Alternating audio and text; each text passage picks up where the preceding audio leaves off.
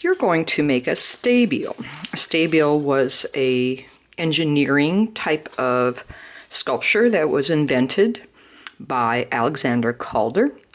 And what you're going to do is you're going to take two flat pieces, or maybe more, 3, 4, 5, doesn't matter, but you're going to create a three-dimensional form using shape. Paper has thickness. We really do think of it as being one-dimensional, but it does have thickness.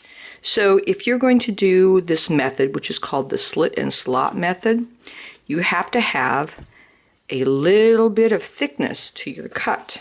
I slice this that thin, so it's not, and same thing here. I put one on one side, one on the other, and I can slide them down. If I don't leave that thickness, it's going to keep going like that. It's going to keep flattening. So here is one form, and I'm going to call that non-objective, meaning it doesn't really look like anything recognizable. Here's a different one that I made, and this one is abstract, and it's a little seal. And I made his little flipper paws. Here's a slightly dimensional slit here and a slightly dimensional slot there. And I did the same thing for the flipper. Now, repetition in art gives the eye kind of rest. So I actually did this same form twice. I could do that larger or smaller, or I could make something new. But what I found was that neither one of these forms are good at supporting.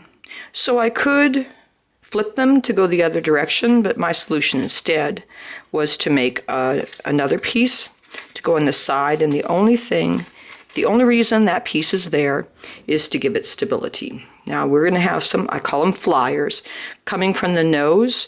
I could have little fish because they do feed fish to the seals, but I think I'm going to have my seal balancing balls. That's kind of what they do in the circus anyway, so that's what my seal is going to be doing.